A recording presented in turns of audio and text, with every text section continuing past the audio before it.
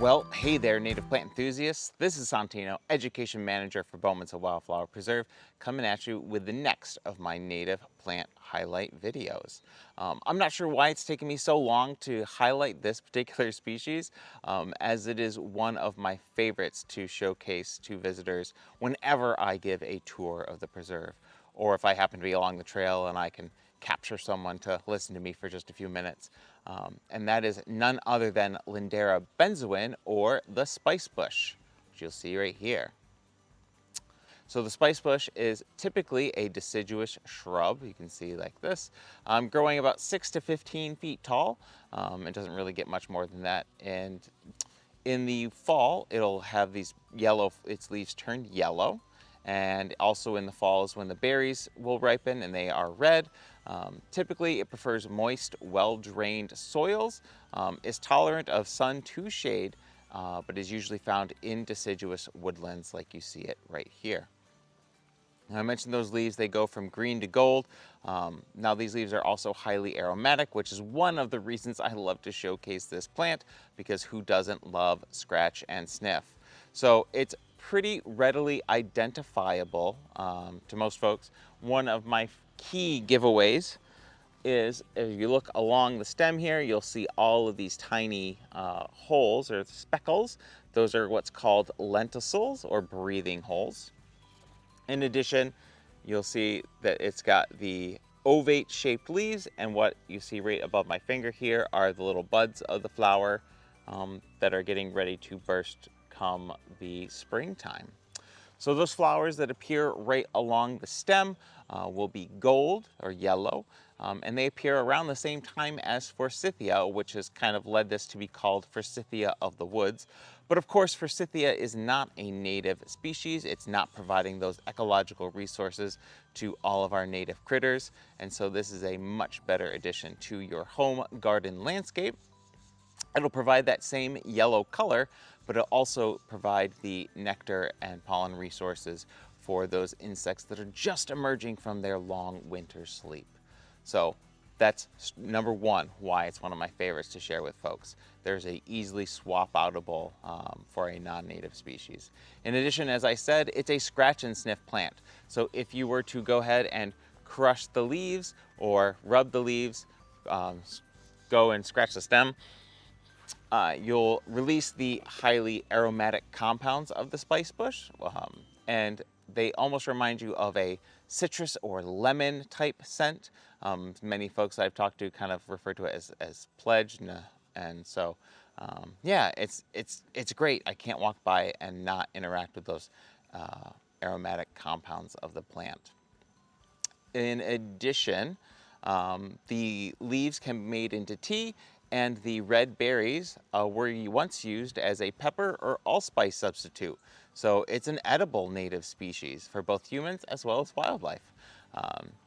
The wildlife truly do love the berries of the plant.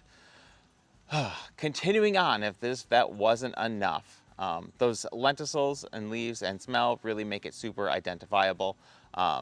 Oh, other side note, I was truly fortunate enough, there was a local ice cream maker, shout out to the Bent Spoon, who last year hooked me up with a pawpaw sorbet, native species one of my favorites, made with spicebush berries, seasoned with those. So that was super cool to be able to taste this in a wonderful, delicious dessert. All right, and lastly, the last reason it's one of my favorites to share with folks is that is the host plant for the Spicebush swallowtail caterpillar. Now, if you haven't had a chance to see what this caterpillar looks like, I will point you to a pop culture reference, which is Caterpie, which is a Pokemon. So we talked about what host plants are a little bit, and I'm working on a video for the future to further dive deeper into that. But basically, host plants, they are the food and or shelter resource for these developing larvae of insects. So in the case of the Spicebush swallowtail butterfly, it is the Spicebush swallowtail caterpillar that will host on Spicebush. In addition, that caterpillar will host on sassafras as well as our magnolia species. And that's kind of what got me spurred and inspired to talk about this plant today. as we've had a couple of the Spicebush swallowtail caterpillars on our magnolia just outside the visitor center. And so, yeah, so for those that don't know, I am a Pokemon fanatic, and I've loved Pokemon for almost 30 years, or since its creation. And one of the first Pokemon ever created was a one-to-one replica of the Spicebush swallowtail caterpillar, and I mentioned its name, Caterpie. This was one of the first Pokemon ever captured by Ash Ketchum, and of course it was one of the first ones, as I said, created back when there were only 150 Pokemon.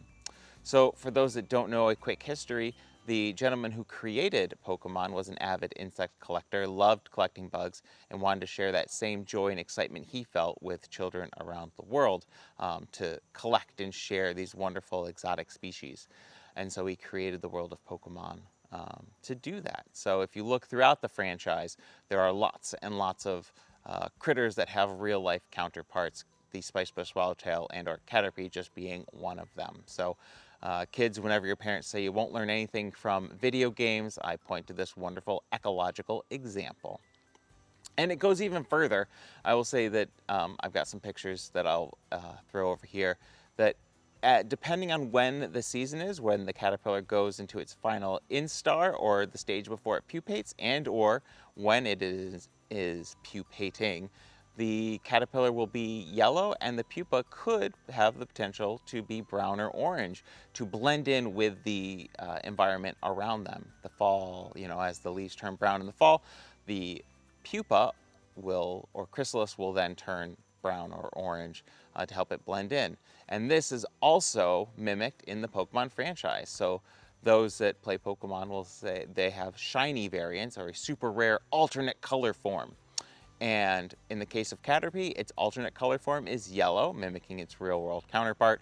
And for Metapod, the evolution, that also turns orange, or that the rare color is orange, much like the real world counterpart in the Spicebush swallowtail caterpillar. So anyway, I just learned that this year, thought it was absolutely fascinating, mind-blowing. I loved it and I had to share it.